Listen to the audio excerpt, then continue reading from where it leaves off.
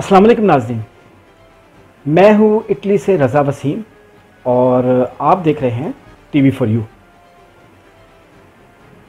आज जबकि दिलीप कुमार की जुदाई पर तकरीबन हर आंख अश्कबार है, तो इस मौका पर क्या आप ये तसव्वुर कर सकते हैं कि इस अजीम फ़नकार की ज़िंदगी में एक ऐसा वक्त भी आया जब जत्थे के जत्थे और मॉब के मॉब दिलीप कुमार के घर के सामने इकट्ठे होते थे, नारेबाजी करते थे और मुतालबा करते थे कि तुम गद्दार हो। गद्दार गद्दार के नारे दिलीप कुमार जैसी अमन पसंद शख्सियत के लिए क्यों लगे, इसके बारे में आज हम बात करेंगे। अच्छा नाज़रीन, ये चूँकि दिलीप कुमार को ट्राइब्यूट खराज अकीदत पर पेश करने का एक सिलसिला हमने शुरू किया है, तो इस मौजू पर बात करने से पहले दो चीज़ों पर बात करना चाहूँगा, फिर हम इस मौजू की तरफ वापस आते हैं। पहली बात तो ये है कि क्या दिलीप कुमार जब वो यूसुफ खान थे, पेशावर में मुकीम थे, तो क्या वो हीरो बनने के लिए घर से निकले थे? पहला सवाल है, इस पे आज हम बात करेंगे। और दूसरा सवाल ये है कि क्या हालात थे और किस तरह वो मुंबई की फिल्म इंडस्ट्री तक पहुँचे। ये दो सवाल पे बात करेंगे, लेकिन याद रहे कि हम इसी बात पे वापस आएंगे कि उनको गद्दार कहा गया, इस तरह के अमन पसंद आदमी को, सुलह कुल आदमी को, जिसकी पूरे मुल्क के अंदर बल्कि पूरे बरे सगीर में उनके फ़न की वजह से उनकी इज़्ज़त थी, उनको गद्दार भी करार दिया जा सकता था। इस पे हम बात करेंगे। ये सीरीज़ चूँकि आगे बढ़ेगी, हम इस पे मज़ीद बात करेंगे। तो अभी तक अगर आपने हमारा चैनल सब्सक्राइब नहीं किया तो इसको सब्सक्राइब कर लें, बेल आइकन को भी क्लिक करें, कमेंट्स दें किसी ऐसी गोशे पर, दिलीप कुमार की किसी ज़िंदगी के हिस्से पर जिस पर आप मज़ीद जानना चाहें, तो उस पे बारे में भी हम बात करेंगे। अच्छा, दिलीप कुमार के वालिद लाला सरवर खान मतवव्वल घराने से उनका ताल्लुक़ था और ख़ुद भी वो खुश्क मेवाजात का काम करते थे। ये उनका बिज़नेस था और बिज़नेस उनका सिर्फ पेशावर तक नहीं बल्कि कोयटा और अफ़गानिस्तान तक फैला हुआ था। तो इस सिलसिले में वो मूव भी करते रहते थे। 12 बच्चे थे उनके। दिलीप कुमार या यूसुफ खान उनके चौथी औलाद थी। इन 12 बच्चों में 6 लड़के और 6 लड़कियां थी। अच्छा, एक ऐसा पहलू है इस ख़ानदान का जिसके मतलब बहुत कम बात हुई है, और वह ये है कि ये मतमव्वल होने के साथ साथ इल्मी और अदबी घराना भी था। इनके घर के तकरीबन तमाम अफराद जो हैं वो मुताला के शौक़ थे, उनका शौक़ था और मुताला करते रहते थे। यूसुफ खान खुद एफ़ए तक पढ़े थे, लेकिन वालिद की वफ़ात के बाद उन्होंने तालीम छोड़ दी थी और फिर वो किस मसरूफ़ियत में लगे, इसके बारे में भी हम बात करेंगे। यूसुफ खान कैसे अपने घर से निकले, किन हालात में वहाँ से उनको अपना घर छोड़ना पड़ा, इस सिलसिले में दो बातें हैं। पहली बात तो ये कि उनकी अपने वालिद से लड़ाई हो गई जिससे नाराज़ होकर वो घर से निकल गए, और दूसरा ये है कि एक वाक़या है जिसके मतलब ज़्यादा कतईयत के साथ कहा जा सकता है कि शायद ऐसा ही हुआ होगा। और वो वाक़या ये है कि एक शाम ये घर पे लौटे, वालिद सख्त नाराज़ थे। घर में कुछ कैफियत ऐसी थी जिससे ये बहुत ज़्यादा डिस्टर्ब हुए और अपने कमरे में गए, अपना सामान उठाया और पूना के लिए रवाना हो गए। 3rd क्लास की इन्होंने ट्रेन की टिकट ली और पूना चले गए। यानी घर में जो कशीदगी की वजह थी, वो वजह का अभी तक पता नहीं है, लेकिन चूँकि एक इल्मी अदबी घराना था, मतमव्वल घराना था, और उस घराने में इस तरह शोर शराबा होना या लड़ाई होना, ये थोड़ी सी अजीब सी बात लगती है। लिहाजा वो जो पहला एक आइडिया है उसके बारे में ज़्यादा हम समझते हैं कि वो काबिल कबूल है कि वालिद से किसी बात पर नाराज़गी हो गई होगी, तो वो वहाँ से निकल आए। जब ये पूना पहुँचे तो वहाँ पर इन्होंने एक कैंटीन या एक रेस्टोरेंट के बाहर सैंडविच बेचने का काम, एक स्टॉल लगा लिया। और दूसरी बात इस सिलसिले में ये भी कही जाती है कि उस रेस्टोरेंट या कैंटीन के जो मैनेजर थे उनसे इनका राब्ता हुआ, इनसे उन्होंने काम की बात की तो उन्होंने इनको अपना असिस्टेंट रख लिया। कुछ अर्से बाद ये असिस्टेंट से उसी कैंटीन या उसी रेस्टोरेंट के मैनेजर भी बन गए। चंद साल ये सिलसिला जारी रहा। अच्छा, आप ज़हन में रखिएगा, मैं पहले बात कर चुका हूँ, ये एक पढ़ा लिखा घराना था और इनकी तालीम और तरबियत पहले से एक ऐसे माहौल में हो चुकी थी यहाँ पे मुताला बहुत किया जाता था। ये मैं आपके इल्म में और लाना चाहता हूँ एक बात कि ये उर्दू बोल सकते थे, फ़ारसी का इनको शौक़ था, फिर बंगाली अदब को भी इन्होंने काफ़ी पढ़ा हुआ था और फिर उसके अलावा पश्तो थी। तो इनका जो मुताला था ये काफ़ी वसी था और जिस आदमी का मुताला वसी होता है वो ज़्यादा अच्छे तरीके से अपने आप को एक्सप्रेस कर सकता है। और सबसे बड़ी बात ये होती है कि ऐसा आदमी जिसका मुताला ज़्यादा वसी हो वो अपनी बात को पुरअसर बना सकता है, यानी लबो लहजा उसका बहुत अच्छा हो सकता है। ये पॉसिबिलिटी होती है एक मुताला करने वाले आदमी की। अच्छा, यूसुफ खान जो थे वो कुछ अरसा वहाँ उस कैंटीन पर रहे पूना में, लेकिन जब उस कैंटीन के हालात ख़राब होना शुरू हो गए और उस वक्त तक वैसे ये भी पता चलता है कि इनके पास कुछ पैसे इकट्ठे हो चुके थे, तो ये बम्बई चले गए। अच्छा नाज़रीन, जहन में रहे कि अभी तक इनके जहन में फिल्म इंडस्ट्री में जाने का कोई आइडिया नहीं था। दिलीप कुमार घर से जब निकले थे यूसुफ खान, तब तक ये यूसुफ खान थे, तो यूसुफ खान तब तक कोई ऐसा इरादा नहीं रखते थे कि वो बम्बई जाके फिल्मों में काम करेंगे। एक आध फिल्म इन्होंने अपनी सारी ज़िंदगी में देखी होगी, एफ ए तक की बात कर रहा हूँ, जब ये कॉलेज में थे। फिल्मों का भी कोई ख़ास शौक़ नहीं था, ना इस तरफ रुझान था, ना फैमिली के अंदर अभी इस तरह का माहौल था। बाद में इनके भाई जो थे अयूब सरवर, वो फिल्म इंडस्ट्री से मुंसलिक हुए। इनके बड़े भाई थे यहाँ पर बॉम्बे में, स्क्रिप्ट राइटर थे, नॉवल निगार भी थे और फिल्मों के लिए कहानियाँ भी लिखते थे। अयूब सरवर के बारे में बताया जाता है कि पाकिस्तान के लिए जब ये तकसीम हुई है तो उसके बाद पाकिस्तान के लिए भी इन्होंने 2 कहानियाँ लिखी फिल्मों के लिए, लेकिन वो फिल्में तकमील के मरहले तक नहीं पहुँच सकी क्योंकि ये फालज का शिकार होने की वजह से इस काबिल नहीं थे कि इस प्रोजेक्ट को आगे बढ़ा सकें।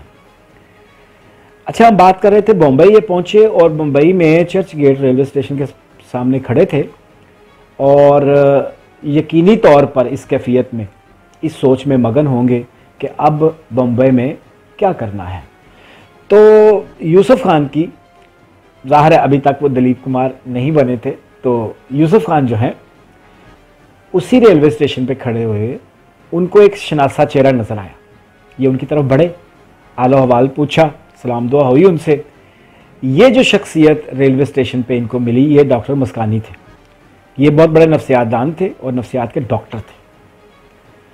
दिलीप कुमार को किस्मत किस तरह से फिल्म इंडस्ट्री की तरफ लेकर जा रही है, हालांकि उनका कोई ऐसा इरादा नहीं था, और वो कैसे फिल्म इंडस्ट्री में फिर कामयाब हुए इसकी तरफ हम जा रहे हैं। अच्छा, डॉक्टर मस्कानी ने इनसे पूछा कि बरखुदार यहाँ पे कैसे? तो इन्होंने कहा जॉब की तलाश में हूँ। उन्होंने कहा अच्छा मैं आपको ये बता दूं कि डॉक्टर मस्कानी की मुलाकात जो है यूसुफ खान से, इन दोनों की मुलाकात कॉलेज में एक फंक्शन के दौरान हुई थी और वहाँ डॉक्टर मस्कानी की बातचीत हुई थी यूसुफ खान के साथ और वो बड़ा मुतासर हुए थे इनके मुताले की वजह से, जो कि उर्दू के साथ साथ दीगर ज़ुबानों में भी था, और फिर इनकी जहानत से भी वो मुतासर हुए थे। इसी हवाले से डॉक्टर मस्कानी के जहन में अब भी यूसुफ खान का चेहरा था। डॉक्टर मस्कानी ने, चूँकि नफ्सियात के डॉक्टर थे और नफ्सियात दान जो होता है वो समझता है कि किस शख्स को किस तरीके से डील करना है, तो उन्होंने कहा चलो बरखुरदार पे ट्राई करते हैं। इन्होंने कहा चलिए जी। डॉक्टर मस्कानी इनको लेकर चले गए बॉम्बे टॉकीज़ में। ये एक पिक्चर स्टूडियो था और इसके बैनर के नीचे फिल्में बनती थी।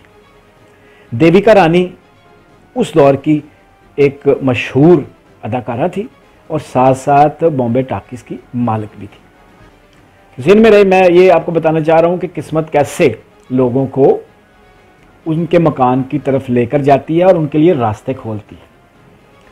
वहाँ पे डायरेक्टर अमिया चक्रवर्ती भी मौजूद थे, मशहूर डायरेक्टर थे उस दौर के। तो देविका रानी ने पूछा कि क्या इरादे हैं। इन्होंने बताया जी बेरोज़गार हूँ तो काम की तलाश में हूँ। डॉक्टर मस्कानी ने इस वक्त इस दौरान बेहद तारीफ़ कर दी थी यूसुफ खान की अमिया चक्रवर्ती और देविका रानी के सामने। तो अमिया चक्रवर्ती इस मौके पे बोले, उन्होंने कहा हाँ भाई उर्दू आती है। और जब इन्होंने इस सवाल के जवाब में बोलना शुरू किया तो अमिया चक्रवर्ती के साथ साथ देविका रानी भी बेहद मुतासर हुई और फौरी तौर पर उन्होंने इनको स्क्रिप्ट राइटर के तौर पर अपने पिक्चर स्टूडियो में रख लिया। अच्छा, वहाँ पे उन्होंने काम शुरू कर दिया, ज़िम्मेदारी से काम शुरू किया क्योंकि मुताला वसी था, लिखने पढ़ने का शौक़ था। तो इन्होंने बहुत अच्छे तरीके से अपनी उस जिम्मेदारी को निभाया। इसके बाद 1944 में देविका रानी ने एक फिल्म थी जवार भाटा, उसके लिए हीरो की तलाश थी। तो उनकी नज़र इन्हीं के ऊपर पड़ी। पठान आपको पता है शक्ल सूरत से भी, कद काट से भी अट्रैक्टिव होते हैं, खूबसूरत होते हैं। कुछ दीगर कौमों से हटकर इनका कुछ इम्प्रेशन होता है। तो इनको जवार भाटा के लिए ऑफ़र किया गया, इन्होंने उस ऑफ़र को कबूल कर लिया। याद रहे हम पिछली वीडियो में बता चुके हैं कि उस दौर तक, बॉम्बे टॉकीज़ के दौर तक अदाकार जो थे वो अपनी फिल्म का मुआवजा नहीं लेते थे, बल्कि जिस बैनर के नीचे काम करते थे वहाँ से उनको तनख्वाह मिलती थी और उसके बाद कुछ एक्स्ट्रा भी उनको मिल जाता था। अच्छा, ये काम शुरू हुआ 1944 में। इसी दौरान एक और बड़ा अहम काम हुआ। चूँकि देविका रानी भांप चुकी थी कि इस लड़के के अंदर कितना बड़ा हीरो छुपा हुआ है, इनकी बातों से अंदाज़ा होता था कि ये डायलॉग डिलीवरी के कितने मास्टर हो सकते हैं और अपने काम में कितने डेडिकेटेड हैं। स्क्रिप्ट राइटर के तौर पे देविका रानी ये पहले से जान चुकी थी। और फिर उसके बाद किस्मत ने उनके सर पे अपनी छतरी तान रखी थी और वो उसके नीचे हौले हौले सफ़र करते चले जा रहे थे फिल्म इंडस्ट्री की तरफ। चूँकि देविका रानी जान चुकी थी कि तकसीम होने जा रही है इस मुल्क की और तकसीम के बाद यूसुफ खान को चूँकि एक बड़ा मुकाम मिलने वाला है, वो एक मशहूर अदाकार बनने की सलाहियत रखते हैं, तो उन्होंने इनसे कहा कि आप अपना नाम तब्दील कर लें क्योंकि तकसीम के बाद आपके लिए इस नाम के साथ आगे बढ़ना मुश्किल होगा। चूँकि ये तकसीम जिन बुनियादों पे हुई थी उसमें एक बुनियादी वजह लसानी भी थी। तो इस वजह से देविका रानी का ये जो मशवरा है, 3-4 नाम ज़ेरे गौर थे, उसमें से दिलीप कुमार को फाइनल किया गया। तो उसके बाद बॉम्बे टॉकीज़ में काम करते हुए जवार भाटा 1944 की पहली इनकी फिल्म, उसमें इनको दिलीप कुमार के तौर पर मुतारफ़ करवाया गया। उसके फौरी बाद फिर 50 की दहाई में मुग़ल आज़म अज़ीमुश्शान फिल्म शुरू हुई जिसके चर्चे आज भी मौजूद हैं। इसमें इन्होंने सलीम का किरदार अदा किया और फिर ये इनका किरदार शोहरा आफाक बन गया। अच्छा, ये तो सूरत हाल थी जिस सूरत हाल में दिलीप कुमार बग़ैर किसी इरादे के घर से निकले। फिल्म इंडस्ट्री में जाने के हवाले से मैं बात कर रहा हूँ कि कोई इरादा नहीं था फिल्म इंडस्ट्री में जाने का, और फिल्म इंडस्ट्री का फिर रास्ता कुदरत ने इनके लिए कैसे खोला, इस पे हम बात कर रहे हैं। मैं एक सिंपल सी आपको मिसाल देता हूँ। आपने देखा कई लोग ऐसे होते हैं जो अपने मुल्क से बरूने मुल्क जाना चाहते हैं और सारी उम्र कोशिश करते रहते हैं लेकिन कोई सबब नहीं बनता, वहीं रह जाते हैं। और कुछ लोग बिल्कुल कोशिश नहीं करते और आन की आन में वो दूसरे मुल्क परदेश में पहुंच जाते हैं। तो जिन लोगों के मुकद्दर में परदेश काटना होता है वो परदेश उड़कर चले जाते हैं, बगैर किसी रुकावट और बगैर किसी प्लानिंग के चले जाते हैं। ये मिसाल मैं इसलिए दे रहा हूँ ताकि आप दिलीप कुमार की ज़िंदगी और में उनका जो बॉलीवुड से राब्ता है उसके मतलब आप किस्मत का जो रोल है उसको समझ सकें। अच्छा, इन्होंने फिल्मों में काम शुरू किया। इसी दौरान एक बहुत बड़ी फिल्म की हॉलीवुड से इनको offer I, Lawrence of Arabia. इस किरदार को बाद में उमर शरीफ ने अदा किया। ये बहुत बड़ी एक फिल्म थी, बहुत बड़ा प्रोजेक्ट था और पूरे इंडिया में एलन को, डायरेक्टर को, यहाँ पे सिर्फ एक आदमी भाया और वो थे दिलीप कुमार। उन्होंने इनको ऑफ़र की, इन्होंने स्क्रिप्ट देखा और इनकार कर दिया। उन्होंने कहा कि नहीं, मैं इस फिल्म में काम नहीं करूँगा। बाद में एक और फिल्म ताजमहल बनी, एलिजाबेथ टेलर को उसमें हीरोइन लिया जाना था, वो ऑफ़र भी इन्होंने रिजेक्ट कर दी। अच्छा, इस 2 फिल्मों को रिजेक्ट, इतनी बड़ी फिल्मों को, हॉलीवुड की फिल्मों को इस तरह से रिजेक्ट करने से साफ तौर पे ज़ाहिर होता है कि दिलीप कुमार जिस तरह की भी फिल्में करते थे उसकी स्टोरी को पहले ज़रूर देखते थे, उसमें अपने किरदार को ज़रूर समझते थे। इसीलिए 58 साल की उम्र में उन्होंने वफात पाई और इस दौरान उन्होंने सिर्फ 58 फिल्में की, इतनी थोड़ी फिल्में की, सिलेक्टेड फिल्में करते थे और फिल्मों के नाम पर फॉर्मूला फिल्में तो बिल्कुल नहीं लेते थे। बेहंगम कहानियाँ,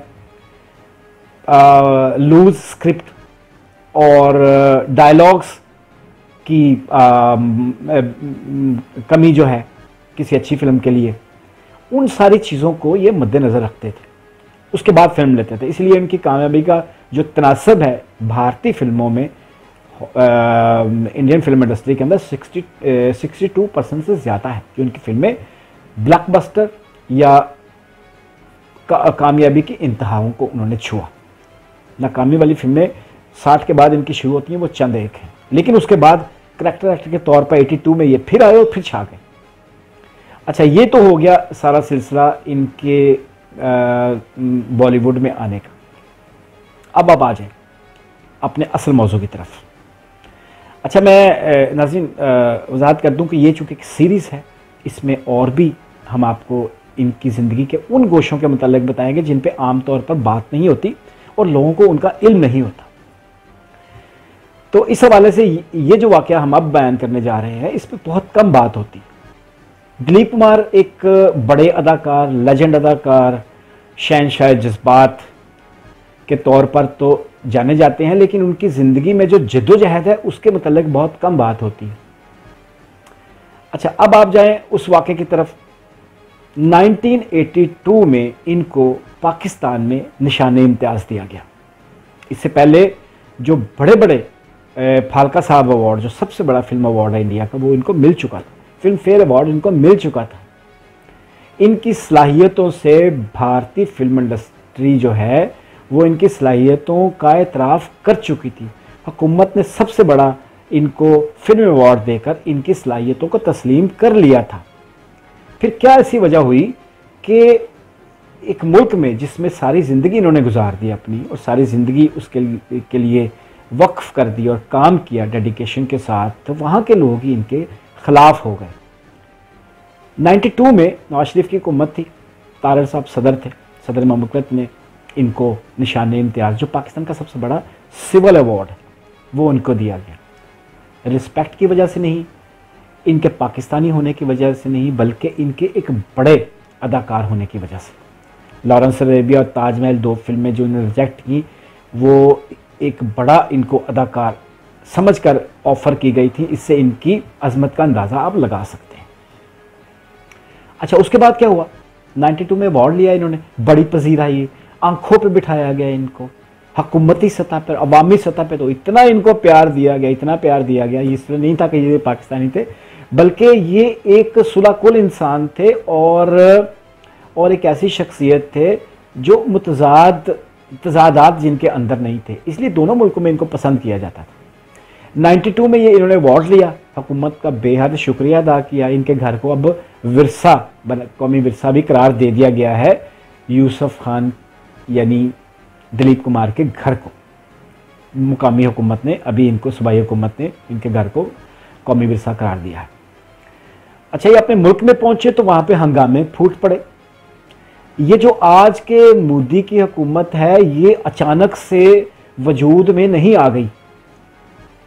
इंतहा पसंदी 98 से ही जन्म ले चुकी थी, क्योंकि मोदी हुकूमत जो आज बरसरे इक़्तिदार है, इसकी जड़ें उस वक्त अवाम में फैल चुकी थी और ये जहर आम लोगों और इंतहा पसंद हिंदुओं के अंदर सरायत, उनकी शरियानों के अंदर सरायत कर चुका था। इसकी एक मिसाल अभी मैं आपको देता हूँ। बाल ठाकरे, शिवसेना के लोग जत्था दर जत्था और ग्रुप दर ग्रुप इनके घर के सामने इकट्ठे होने लगे और इनसे मुतालबा करने लगे कि या तो इस मुल्क से निकल जाओ या अपना ये अवार्ड वापस करो, क्योंकि पाकिस्तान हमारा दुश्मन है और हम नहीं चाहते कि पाकिस्तान का कोई अवार्ड हमारे किसी अदाकार के पास हो। लिहाजा या तो अवार्ड वापस करें या इस मुल्क को छोड़ दें।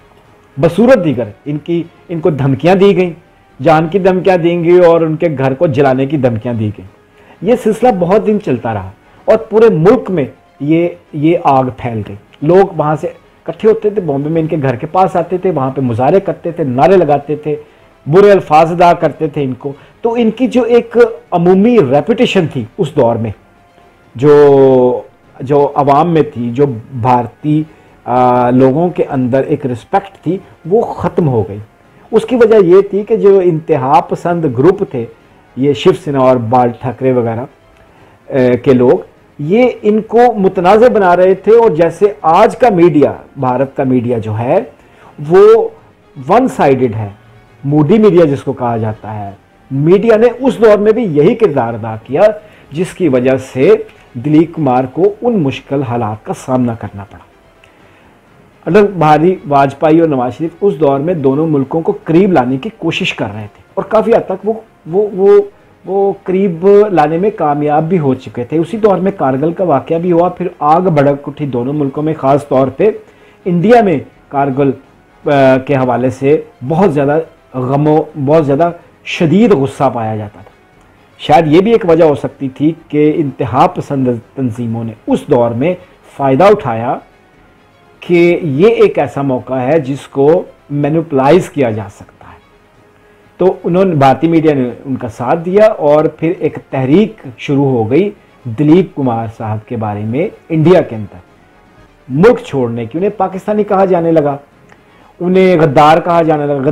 गद्दार के नारे तो उनके घर के सामने लगना एक मामूल की बात थी। फिर इस मौके पर अटल बिहारी वाजपेयी ने, और इससे पहले एक और बात ये कि दिलीप कुमार ने इस सूरत हाल को भांपते हुए नवाज शरीफ साहब को फ़ोन भी किया। महमूद कुरैशी साहब ने एक किताब लिखी है, उसके अंदर ये सारे वाक़यात मौजूद हैं।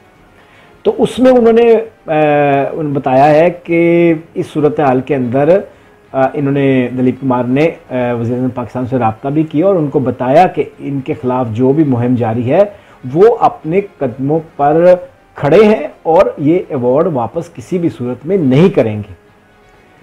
यकीनी तौर पे फिर ऐसा हुआ होगा कि गवर्नमेंट टू गवर्नमेंट रब्ता हुआ होगा। ये एक अप्रेंटिसी है कि अटल बिहारी वाजपेयी ने बहरहाल उस के बाद फौरी तौर पे हर रात को नॉर्मलाइज करने के लिए कोशिशें अपनी की, लेकिन ये मॉब और ये जत्थे उनके घर के सामने जिन अल्फाज के बाद आना बंद हुए, वो अल्फाज क्या थे? दिलीप कुमार ने वाज़ेह तौर पर कहा कि मैं ये अवार्ड वापस नहीं करूँगा, किसी भी सूरत वापस नहीं करूँगा, क्योंकि ये अवार्ड मोहब्बत की अलामत है, ये नफ़रत के ख़िलाफ़ है। जो एक फ़िज़ा है उसकी हवाले से ये अवार्ड मुझे दोनों मुल्कों के बैन मोहब्बत पैदा करने के लिए मेरी सलाहियतों के एतराफ़ में दिया गया है। लिहाजा इस अवार्ड को वापस करने का सवाल ही पैदा नहीं होता।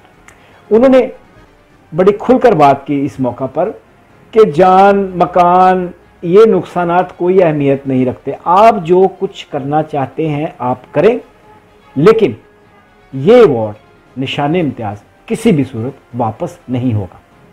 इस एक वाक़े से दिलीप कुमार ने एक सबक सीखा कि इस मुआशरे के अंदर, भारतीय मुआशरे के अंदर मुसलमानों के ख़िलाफ़ या पाकिस्तानी होने के हवाले से जो नफ़रत है वो अब भी मौजूद है और इसको ख़त्म करना चाहिए। अटल बिहारी वाजपेयी, जैसे कि मैं कह चुका हूँ कि उनकी कोशिश के बाद ये मामला ख़त्म हो गया, लेकिन इनके जहन में ये बात आ गई। ये एक अदाकार थे, इनका फील्ड और थी, इन फ़न का मैदान इनके सामने वसी था, दोबारा से ये एक्टिव हो चुके थे एक्टर के तौर पे। जैसे उस दौर की फिल्में 82 के बाद जो इनकी फिल्में आई हैं, उन्होंने ब्लॉकबस्टर काम किया है। क्रांति है, कर्मा है, शक्ति है, मिसाल है, ये बहुत बड़ी फिल्में थी जिन्होंने इनको कामयाबी के अरूज पर पहुंचा दिया। इस दौर में, जिस दौर में 60 के अंदर राजेश खन्ना आए और दिलीप कुमार की जो फिल्में हैं उसकी कामयाबियां जो हैं वो कम होने लगी, तो फिर इन्होंने फिल्म इंडस्ट्री को छोड़ दिया। ये इनकी हिकमत और दानिशमंदी की एक मिसाल भी है, लिहाजा ये पीछे हट गए। लेकिन 82 में ये दोबारा आए। ये जो दौर है 60s का, इसके अंदर राजेश खन्ना थे, चुलबुले, रोमांटिक, और एक नया ही उन्होंने माहौल पैदा कर दिया फिल्म इंडस्ट्री के साथ, और उनका साथ दिया अमिताभ बच्चन ने एक एंग्री यंग मैन के तौर पर। लिहाजा इन दो अदाकारों की वजह से जो फिल्म इंडस्ट्री में एक नई फिजा बनी, उसमें दिलीप कुमार साहब ने महसूस किया कि अब उनकी जगह नहीं है, उनको पीछे हट जाना चाहिए। उस वक्त तक वो अदाकार हीरो के तौर पे आ रहे थे, लिहाजा इन्होंने विड्रॉ किया। लेकिन 82 में ये दोबारा फिल्म इंडस्ट्री के अंदर दाखिल हुए, और वैसी ही, बल्कि कहना चाहिए कि उससे ज़्यादा बड़ी बड़ी कामयाबी उन्होंने हासिल की। अच्छा, हम बात कर रहे थे कि इन्होंने जब इस सूरत हाल को महसूस किया और इन्होंने देखा कि अवाम का एक तबका इस तरह से इनके बारे में सोचता है, तो उन्होंने एक नई जद्दोजहद का आगाज़ किया। इनकी सारी ज़िंदगी में सियासत का कोई किरदार नहीं रहा, ना पाकिस्तान में था, ना इनकी फैमिली के अंदर था, ना जब ये इंडिया के अंदर गए हैं तब इनका कोई ऐसा प्रोग्राम था थ्रू आउट इनका जो करियर है उसके अंदर। दिलीप कुमार साहब ने उसके बाद पार्लियामेंट का मेंबर बनने के लिए पॉलिटिक्स में हिस्सा लिया, और 2000 से 2006 तक रुकने असम्बली रहे, इंडियन पार्लियामेंट के ये रुकन रहे, और इस दौरान इन्होंने बहुत ज़्यादा काम किया। ख़ास तौर पे ये जो नफ़रत थी हिंदू मुस्लिम और नीची जो ज़ातें हैं उनके बारे में, उस फ़र्क को ख़त्म करने के लिए उन्होंने बेहद जद्दोजहद की, और इसमें बहुत हद तक कामयाब भी रहे। अच्छा, ये इनकी ज़िंदगी का जो हिस्सा, इसके बारे में बहुत कम बात होती है, लेकिन कहने का मकसद ये था कि ये एक मल्टी डायमेंशनल इनकी ज़िंदगी थी। इनकी ज़िंदगी के ये मुख्तलिफ जहतें थी और मुख्तलिफ पहलू थे जिसके साथ इन्होंने अपनी ज़िंदगी गुजारी। ज़िंदगी के आखिरी हिस्से में दिलीप कुमार अपने होशोवास में ज़्यादा नहीं थे, बीमार भी हो, और फिर दार फ़ानी से कूच करके उनकी यादें हमेशा ज़िंदा रहेंगी। इमरान खान के बारे में आज के जो वज़ीर आज़म ने उन्होंने कहा था कि अजीम है वो माँ जिसने इस बच्चे को जन्म दिया, और इमरान खान ने भी उनको कहा कि सदियाँ दिलीप कुमार को याद रखेंगी, और ये जो जनरेशन है इसके ये हीरो हैं, और आने वाली जनरेशन्स के भी ये हीरो रहेंगे। ये खराज तहसीन पेश किया prime minister of Pakistan Imran Khan ने दिलीप कुमार के बारे में, और इमरान खान ने उनकी वफ़ात पर बहुत तफसील से ये कहा कि शौकत खानम मेमोरियल हस्पताल जब वो बना रहे थे तो पहला जो 10% रकम इकट्ठी हुई उसमें बहुत ज़्यादा किरदार जो था वो दिलीप कुमार का था। और फिर दूसरे मुल्कों में भी दिलीप कुमार ने फ़ंड रेजिंग के लिए शौकत खानम अस्पताल के फ़ंड्स इकट्ठे करने के लिए बहुत ज़्यादा खुलकर मदद की। तो ये भी इनकी ज़िंदगी का एक जो समाजी पहलू है, इस पर भी हम बात करेंगे। तो नाज़रीन, आज तक के लिए इतना ही। अगले एपिसोड के लिए इंतज़ार कीजिए, हमारे साथ रहिए। तब तक के लिए खुदा हाफिज़, अल्लाह निगहबान।